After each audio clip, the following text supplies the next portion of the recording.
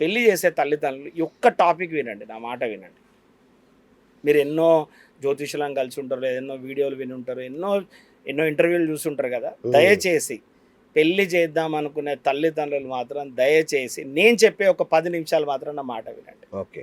ఏం చెప్తున్నానంటే, నేను పెళ్లి చేసేటప్పుడు నేను కూడా రీసెంట్గా నేను నా బిడ్డ పెళ్లి చేశాను కదా. బ్రహ్మాండంగా. పెళ్లి చేసేటప్పుడు ఏం చేస్తాం, ఒక సెలబ్రేషన్స్ని అందంగా తయారు చేయడం కోసం ప్రతి విషయంలో తెలియని నాలెడ్జ్ని కూడా మనం గెయిన్ చేస్తాం. అవును. మనకు ఫోటోగ్రఫీ మీద నాలెడ్జ్ ఉండదు, కానీ మనం ఏం చేస్తాం, ఫోటోగ్రాఫర్ని పిలిపిస్తాం. బాబు నువ్వు ఫొటోస్ తీయాలి, హల్దీ ఉంది, సంగీత్ ఉంది, మెహందీ ఉంది, ట్రెడిషనల్ ఫోటో తీయాలి, ఇవన్నీ అడుగుతాం. మనకు నాలెడ్జ్ ఉండదు, అవును. కానీ ఏం తెలియదు మనకి. కానీ ఆ ముందు రోజు, దానికంటే ముందు రోజు ఆ కెమెరా అతను వచ్చే రోజు మనం ఏం చేస్తాం తెలుసా, అసలు ఏ కెమెరాలు ఉంటాయి, కెమెరా అంటే ఏంటిది, సినిమాటిక్ అంటే ఏంటిది, క్యాండిడేట్ ఫోటోగ్రఫీ అంటే ఏంటిది, ఇవన్నీ తెలియని విషయాన్ని కూడా తెలుసుకుంటాం. అవును. తెలుసుకొని వాడిని ఇవన్నీ క్వశ్చన్లు వేస్తాను తెలుసా వాడిని. బాబు నువ్వు ఎంత ప్యాకేజ్, నీ సంగతి ఏంది, నువ్వు ఏ రోజు traditional photographer, pre wedding shoot పెడుతున్నావా, నువ్వు అసలు ఆల్బమ్ ఎన్ని షీట్లతో ఆల్బమ్ ఇస్తాం, ఆ ఆల్బంలో వెల్వెట్ క్లాత్ ఉంటుందా, క్లాసీ ఉంటుందా, గ్లాసీ ఉంటుందా, నీకు ఏ నాలెడ్జ్ ఉండదు. కానీ అన్ని నాలెడ్జ్ గెయిన్ చేసుకొని నువ్వు నీ బిడ్డ పెళ్లి కోసం ఫోటోగ్రాఫర్ని ఓకే చేస్తావు. అవును. ఎందుకు అంటే నువ్వు నీ ఉద్దేశం ఏంది, యాజ్ ఎ ఫాదర్గా నా బిడ్డ ఒక ఆల్బమ్ని కూడా ద బెస్ట్గా చేయడానికి ట్రై చేసాను, రైట్. అలాగే డెకరేషన్, నీకు ఫ్లవర్స్ పేర్లు కూడా తెలియదు, దాన్ని ఏమంటారో కూడా తెలియదు, కానీ రకరకాల ప్రయత్నాలు చేస్తావు. ఫ్లవర్ కాంబినేషన్స్ ఇట్లుండాలి, దీని మీదకి వెళ్ళి ఇది రావాలి, ఆ పెటల్స్ రావాలి, అది రావాలి, ఇది రావాలని చూస్తావు. ఎక్కడో ఏదో రేపు పెళ్ళిలో వేసుకునే దండ, ఆ ఒక్కరోజు మండం దండ వేసి ఆ దండ తీసి పక్క పడేస్తారు.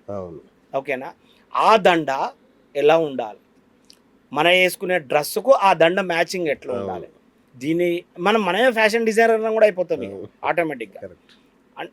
అంటే అంత కేర్ తీసుకుంటాం. ఇక ఆడోళ్ళ జాకెట్లు, ఇక ఈ చీర 30,000 అయితే జాకెట్ 20,000 పెడతారు. అంటే తిడతారేమో బహుశా, ఎందుకంటే ఇంటి వెనక మావిడ కూడా తిడతారు, ఏం మాట్లాడినాను ఒక ఇంటర్వ్యూలో గట్లెట్లా మాట్లాడినా తిడతారు కావచ్చు.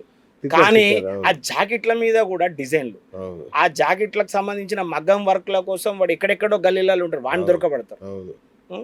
ఇక మెహందీ పెట్టడానికి డిజైనర్లను దొరకబడతారు, ఆ నాలెడ్జ్ ఉండదు, ఏముండదు, అది దొరకబడతారు. బ్రైడల్ మేకప్లను దొరకబడతారు.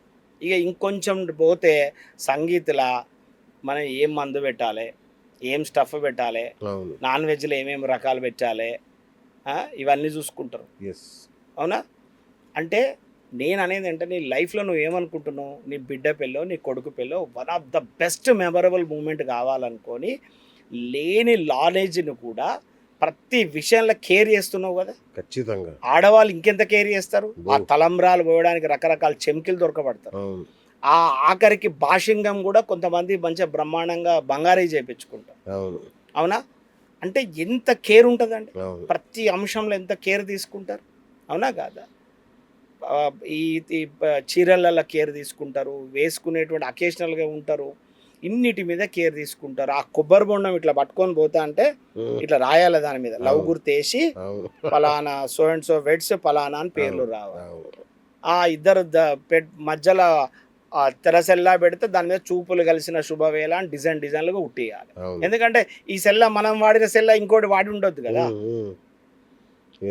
ఇంత కేర్ తీసుకుంటారు కదా. ఒక్క క్వశ్చన్ అడుగుతున్నా, పెళ్లి చేసే తల్లిదండ్రులు ఈ అన్నిట్లలో ద బెస్ట్ ప్రయత్నాలు చేసేది కదా. మీ ఊరిలో మీ ప్రాంతంలో one of the best professional astrologer కలిసి ఎందుకండి మీరు జాతకాలు కలిసినా చెక్ చేయరు?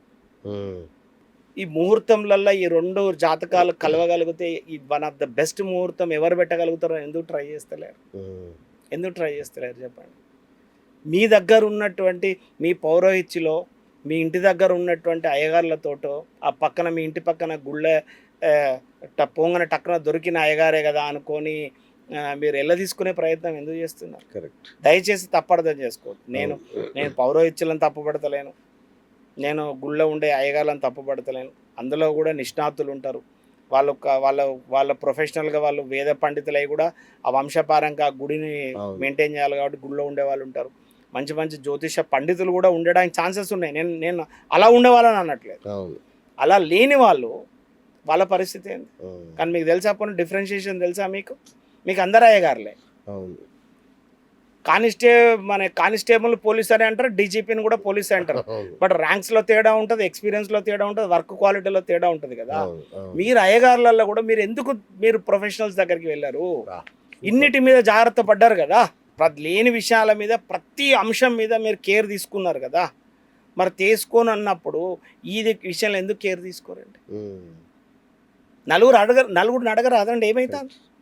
ఒక్కళ్ళే నమ్మి పూర్తిగా గుడ్డికి ఎందుకు బిహేవ్ చేస్తారు? ఏం కాదు, నలుగురిని అడగండి, తప్పే ఉంది అందులో. ప్రొఫెషనల్గా చెక్ చేయరాదండి, ఒక హారోస్కోప్ ఏంటిదో చూడరాదండి, ఆ పర్ఫెక్ట్ మ్యాచింగ్ చూసుకోరాదండి, ఆ పర్ఫెక్ట్ ముహూర్తం తీసుకోరాదండి. రెండు కుటుంబాలు ఖరాబ్ అవుతాయి. రెండు జాతకాలు కాదు కదా, రెండు జాతకాలు కావు ఖరాబ్ అయ్యేటి, రెండు జీవితాలు కాదు కానీ రెండు కుటుంబాలు అవమాన పాలవుతాయి. రెండు కుటుంబాలు చాలా ఏళ్ళ తరబడి సఫర్ అవుతారు ఏ చిన్న రాంగ్ ఇన్సిడెంట్స్ అయితే. ఆ త్రివిక్రమ్ సినిమాలు ఉంటుంది కదా డైలాగు, ఒక కుటుంబము ఒక మనిషి యాక్సిడెంట్ అయ్యి చచ్చిపోయిందంటే ఆ వ్యక్తి కూడా చచ్చిపోయినట్టు కాదు, కుటుంబం రోడ్డు మీద పడ్డట్టు. ఒక తప్పుడు ముహూర్తాలు పెట్టించుకొని ఆ హారోస్కోప్ మ్యాచ్ అయ్యేలా తెలియకుండా ఎట్లా పడితే అట్లా. కొత్త ఇంకోటి ఈ మధ్యకాలంలో బాగా ఇదే పేర్లు మారుస్తారట జాతకాలు కలవు. పేరు మారుస్తే జాతకం ఎలా మారుతుంది చెప్పండి? ఇప్పుడు మీరు ఒప్పోనో వివోనో ఫోన్ కానీ ఆ ఎన్నుకున్న యాపిల్ కవర్ వేయండి, యాపిల్ అవుతుందా? కొంచెం అన్నా చదువుకున్న వాళ్ళం చాలా పిల్లలు అలాగే చేస్తారు గురుజీ. నేను అదే చెప్తున్నాను కదా, ఆ మూర్ఖపు ఆలోచన విధానం ఎందుకు? Date of birth time of birth లేకపోతే వీళ్ళని ఎలా చెప్పాలి? లేదు కదా మరి, date of birth time of birth లేదు. అట్లా వ్యవహార నామములకు సంబంధించి ఒక రెక్నర్ తయారు చేసి ఈ యొక్క గుణాలు గణాల ప్రకారంగా పాయింట్స్ పట్టిక చూసుకొని ప్రొసీడ్ కావడానికి కొంతమంది జ్యోతిషులు చేసిన రీసెర్చ్ ద్వారా ఏర్పడేటువంటిదే ఇది. అంతేగాని దీనే ప్రామాణికంగా ఇది పట్టుకొనే మీరు ముందుకెళ్ళి వివాహం చేయమని చెప్పబడలేదండి జ్యోతిషంలో కూడా. రాంగ్ అది. జ్యోతిష్యంలో వివాహ పొంతన సపరేట్ సబ్జెక్ట్ ఉంది, కొన్ని వేల శ్లోకాలు ఉన్నాయి దానికి.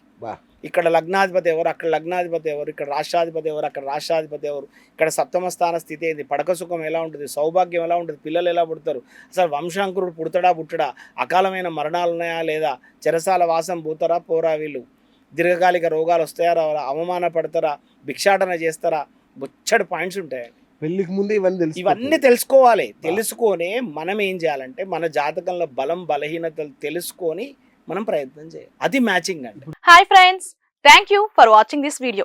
ఈ వీడియో గనుక మీకు నచ్చినట్లయితే దయచేసి లైక్ చేయండి, షేర్ చేయండి. ముఖ్యంగా మా ఛానల్ 24/7 న్యూస్ టీవీని సబ్స్క్రైబ్ చేసుకోండి.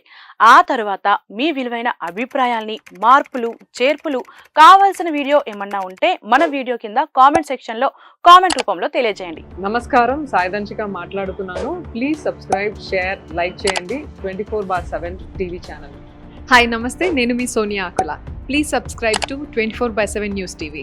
హాయ్ అండి, అందరికీ నమస్తే. నేను Mankota Prasad. Please do subscribe 24/7 news TV. Political, entertainment and infotainment updates కోసం like, share, subscribe 24/7 news TV.